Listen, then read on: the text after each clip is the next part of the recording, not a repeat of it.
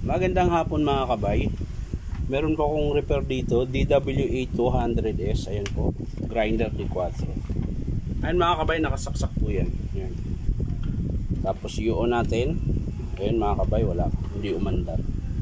Tapos yung knob niya sira na rin. Ayan o, umaangat na siya. So titingnan natin mga kabay kung anong sira. So tara, samahan nyo ako. So ayan mga kabay, nabuksan ko na po. Bali, puputulin ko na lang po dito mga kabay kasi duda ako putol to eh. Yan. Si tinister ko wala siyang power. So puputulin natin to mga kabay.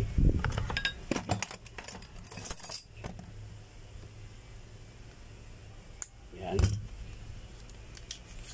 Tapos adjust na lang natin muna mga kabay.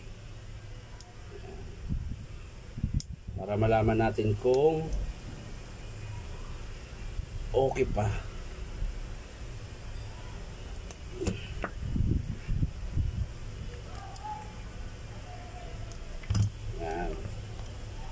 Dito mga kabay, ayan, ito yung dinugtong nila mga kabay, oh. Ang gulo ng pagkadugtong. Ayan. So puputulin din natin dito mga kabay. Dito.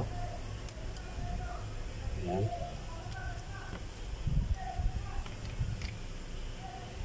Tapos titesting natin mga kabay.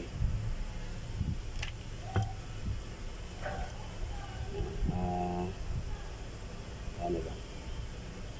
Dito na lang. Re-rekta natin mga kabay. Para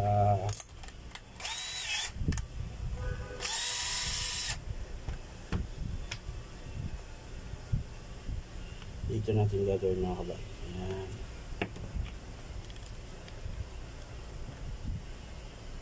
Para kung sakaling okay siya, hindi na tayo paulit-ulit. Diretso na mga kabay, di ba? Yung talagang wiring lang, di ba? So yan, ikakabit na po natin mga kabay. December na pala ngayon mga kabay. So ayan, is pa.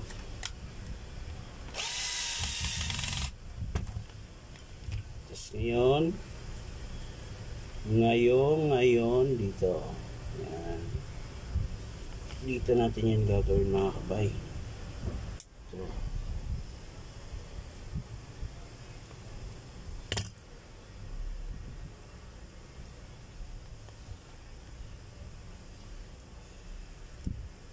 Tapos electrical tape mga kabay. Yan. Lapit ko sa inyo para makikita nyo.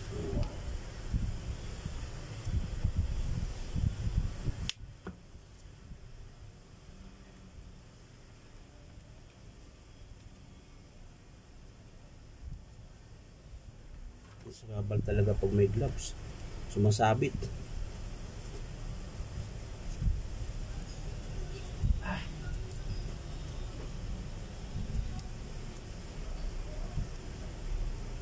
So ayan mga kabay, nakabit na natin yung kabila. So papasok lang natin siya dyan para safety. Ayan. Ayan. Ayan siya mga kabay. Ayan. Tapos yung kabila naman mga kabay ito.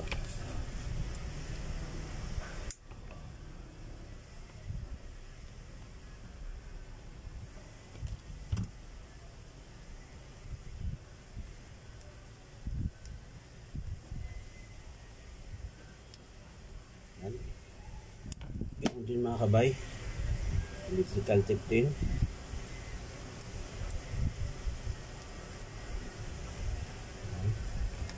Tapos papasok din natin dito, yan, para safety.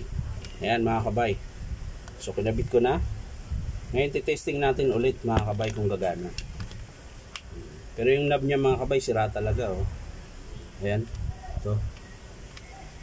Ayan, oh, umiikot. Ayan. Titingnan natin kung mag-uon siya mga kabay. Ayan, nakasaksak na yan mga kabay. So yun natin mga kabay, ha.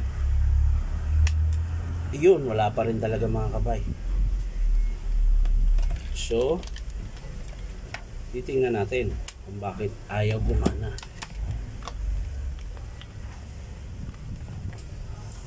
So ayan mga kabay, ayaw pa rin niya gumana. So titingnan natin yung switch.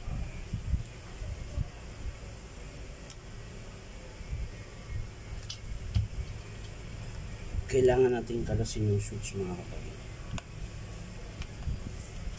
kung bakit ayaw niya gumana.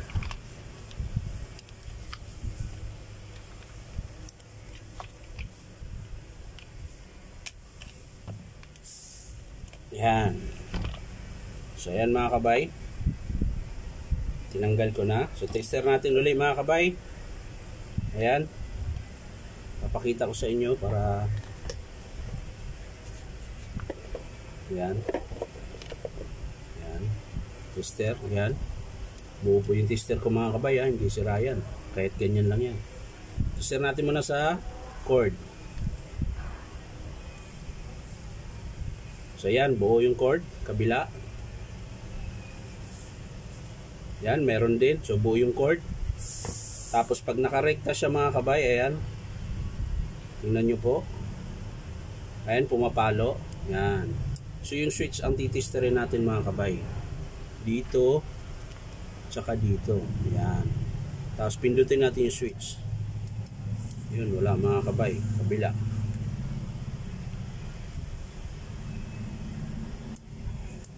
Yun, wala rin. Ayun, meron. Balik natin sa kabila, baka naglulos lang. Ayun, wala talaga mga kabay.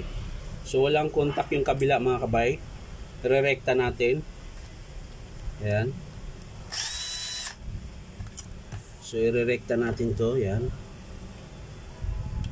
Tanggalin natin ulit yung ginawa natin. Ayan, tali natin dito. Ayan.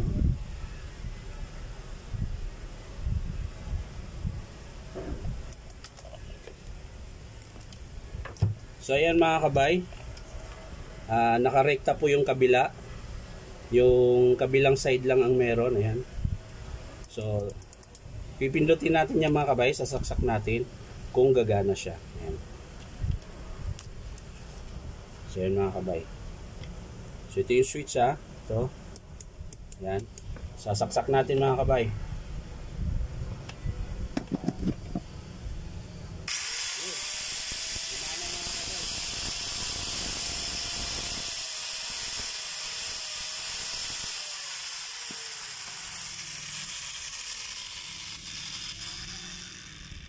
So ayan mga kabay, gumana siya. So sira yung switch, pero chichik natin yung loob kasi iba din yung andar.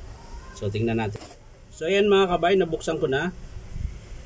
Yung armature niya mga kabay, medyo malalim konti, pero po pwede pa siya mga kabay.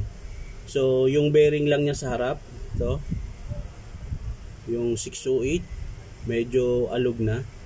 So papalitan natin yan. Tsaka yung carbon brush niya mga kabayan, ayun, nabungi, nabasag. Ayan. So ang papalitan natin dito sa DWA200S, ayan mga kabay, bali switch, ito yung switch, kasi nakarekta na to mga kabay. Ayan, yung kabilang linya nirekta ko na, bali sira po. Switch tsaka yung knob, ito yung knob niya mga kabay. Ayan. So yan lang po mga kabay, tsaka carbon. Bali sa ako na papakita sa inyo kung paano buuin pag in-approve ng customer. So yan lang po mga kabay, maraming salamat sa panonood, at pa-like and share na rin po. Syempre paki-subscribe din po ako sa aking YouTube account na Inom Tabay. So yan lang po mga kabay, maraming salamat. Bye bye.